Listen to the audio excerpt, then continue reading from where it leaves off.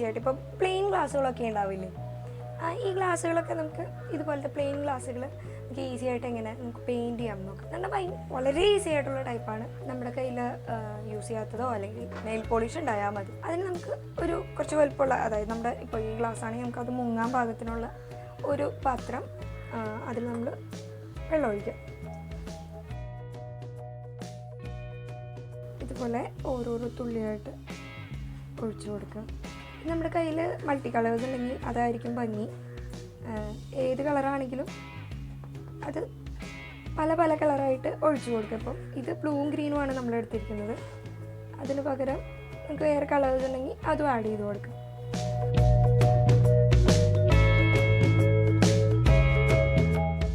നമ്മുടെ ഗ്ലാസ് അതിലൊന്ന് മുക്കി കൊടുക്കാം.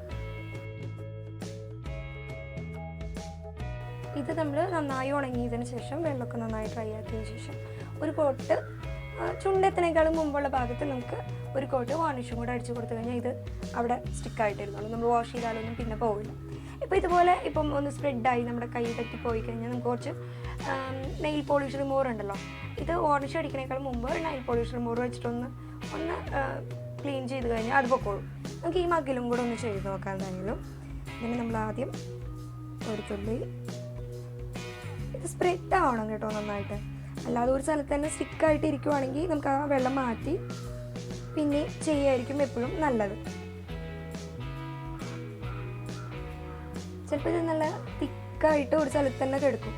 അപ്പോൾ അത് ചെയ്തിട്ട് കാര്യമില്ല നമുക്ക്. അപ്പോൾ നമ്മളെപ്പോഴും അത് 2-3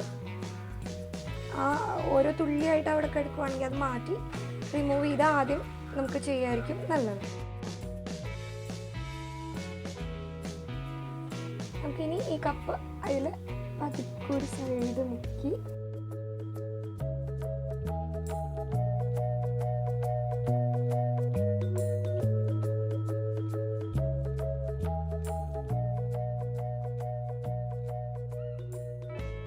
നമുക്കിതുപോലെ മൾട്ടി കളറിൽ, ഇതിപ്പോൾ നമ്മളിവിടെ ബ്ലൂവും ഗ്രീനുമാണ് നെയിൽ പോളിഷ് യൂസ് ചെയ്തിരിക്കുന്നത്.